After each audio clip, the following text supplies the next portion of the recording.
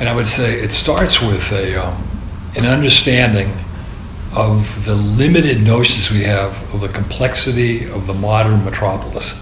And we're going to talk later about Beijing, Los Angeles, and New York. They're complex urban settlements in the excess of 25 million people. And they represent enormously complex projects that I would say we don't yet even understand the nature of the number of interconnections, interactions, interrelationships, socially, culturally, ecologically, in terms of mobility and transportation, et cetera, et cetera. When we started the Now Institute, our first publication was a study of Los Angeles, and we were starting with kind of a fairly straightforward urban project. And as we started the project, I realized that I'd never really thought about thoroughly the nature of the project in terms of what Los Angeles was, and even defining the city. We immediately decided we had to understand it within social terms, within economic terms, within urban and ecological terms, and we organized it that way. Well, the first thing we do, we look at the population, and we're connecting it to countries. And it's the size of Holland, and it's twice the size of Austria. Boom. We're going. It's changing the whole way you even think and ask questions. So we're going to be interested in its economy, and again, and its social structure, and its culture, and all of the infrastructural territories that connect architecture, having to do with mobility and energy, et cetera, et cetera. Well, that'll be the beginning of the conversation. And I think that's going to lead, in terms of this general discussion, that, and it'll have definitely to do with, I think this is connected to the Biennale, or to an urban conference, correct? And because I would have said, my hunch might be that people are looking for solutions, and I would have said the focus right now is to still be on the questions and the way we ask questions that lead to potential solutions. And that the conversation today is that's going to definitely influence all of our architecture, is the method of connectivity of how we develop cities with, in aggregates, accretionally, building by building, or complex building by complex of building. And so to begin with, the issues are always going to be about relationships, about connectivity, about interconnectivity, right? The things between things, and all of their implications having to do with what I'm talking about within social and cultural terms.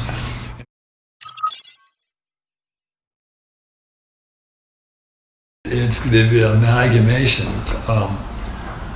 Pragmatically, it's closer to technology than art. City, we're talking about urban design, and because it's dealing with enormous numbers of performative systems, right?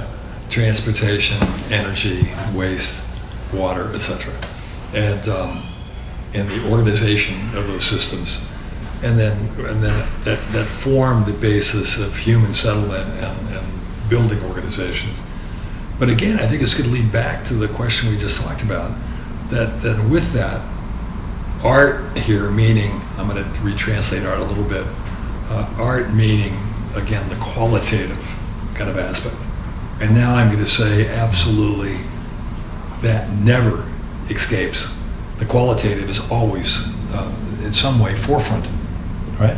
And that finally we're looking at how architects can assist in shaping the city and how we shape society, both in public terms and in private terms. And I would have said, again, going back to your earlier questions, that all of this conversation has to do with the role of architecture and the role of architecture in the 21st century. And I made a claim that its most compelling problem is in the development of the future of the urban settlement, right? And that'll be the meta narrative, without question.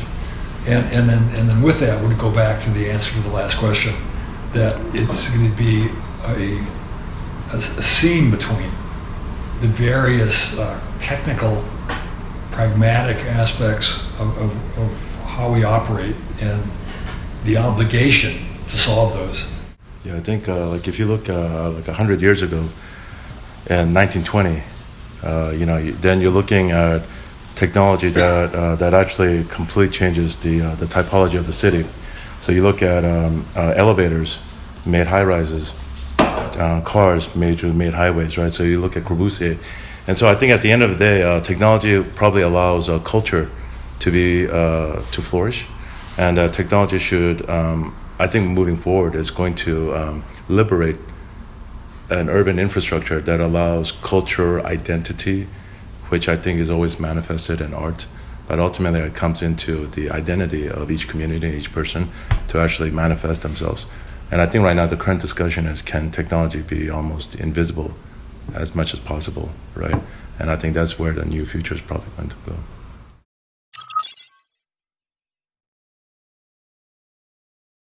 It seems like part of this discussion is there's starting to be a blurring between architecture at an urban scale and urban design and planning. And with the increased economic aggregate that allows for increased scale of projects, which is now becoming more and more common, there's this absolute blurring where large architectural projects, you can say, are urban, right? Yeah. Are planning projects, and the nature of the development of the world economically within the global context is producing this blurring of the boundary, and more work, right, having to do with scale. And then as the work increases in scale and becomes more urbanistic, etc., the terms of the conversation and the questions change.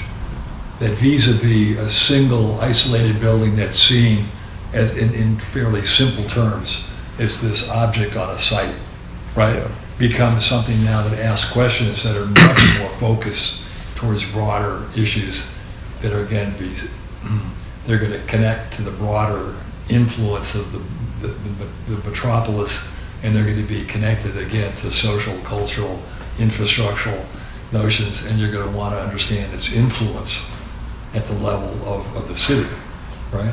And I would have said that's exactly kind of where we are right now, right? That this boundary has been challenged, and that more and more of the work is going to be found in this scene. I think we're probably going back toward the original model of the architect, where the architect was able to do everything from basically planning down to furniture. And I think in the probably in the 60s, 70s, and maybe 80s, our profession got so specialized, right? And it got so basically deconstructed. So you have an urban planner that's supposed to be different from an urban designer that's supposed to be different from an architect. And I think it basically kind of weakened our profession. And I think right now there's a huge concerted effort to reconjoin, right, basically, and take ownership of all multiple scales, right, of providing something spatially, a spatial solution to these environmental issues, right?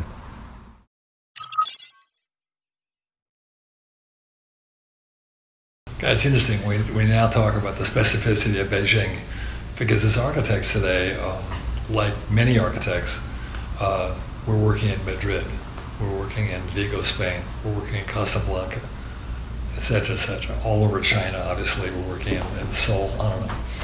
And so that there's going to be all types of questions having to do with the relationship of the specificity of your work to that city.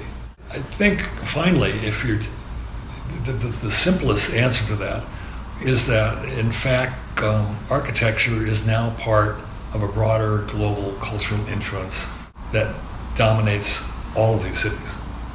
And so when we look at Beijing, and we're now looking at a city that's a 3,000-year-old history, that was the largest city in the world during the Renaissance, over 1 million people. So unlike working in Los Angeles, which is 100 years old, and you're in a building that's the first building on a cornfield or something, right? Or a New York, which again in Beijing terms would be a young city that's been around for plus minus 300 years.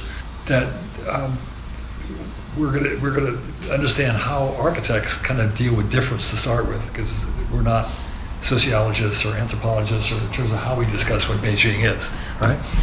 I think because our context is global, and we understand very kind of limited parts of history, certainly not intimate, kind of close understandings of a city that takes, you could claim, years or something to understand the nuances of a place.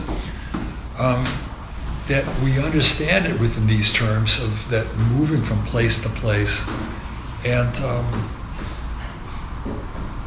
we've become comfortable, or the cities have become comfortable with non-contextual work, because we talked about earlier, you go to the modern, current Beijing, Rem, Zaha, Ben Van Broekel, again, you look all over China, one of ours, and if anything, they've become documents of their connection to a global world, which you could say is interesting.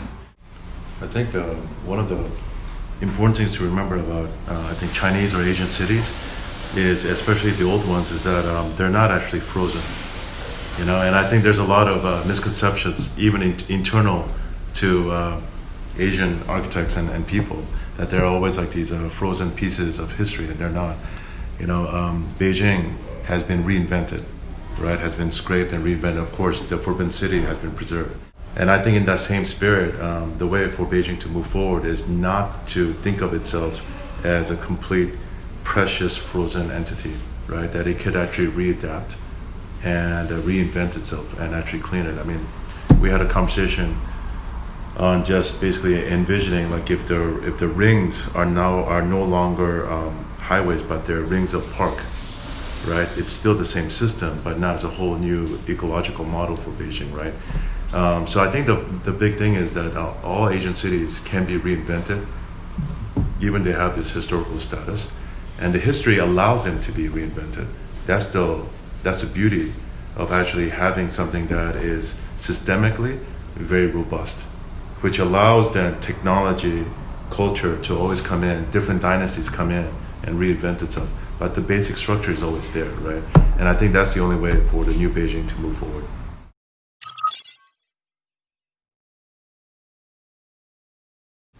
After the kind of extensive conversation we've had, I would summarize it in expanding and accepting the difficulty of the kind of questions we should be asking, and broadening that agenda, and accepting the limits of our own capacity versus trying to get more solutions, but to expand the questions and accept the fact that we don't have the tools of solving these problems the way we could solve them, and that's our future. There's a running joke among urban planners and architects that a lot of the larger stuff we want to do that a city needs, like infrastructure, right? Huge, massive scale development, is almost impossible at a community level, right? At an individual level, because some of these things need basically a consensus from basically the government, right? And from basically public policy. And of course, we know that basically right now China has a capacity for a very, very strong public policy armature, right?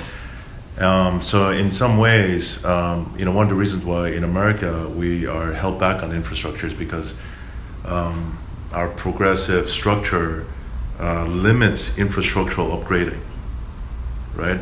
And so I'll be kind of curious if there can be one agenda where toward a new urbanized future, one can talk about a state-driven mandate that allows future infrastructural issues to come forth, especially if we're going to be dealing with urbanism.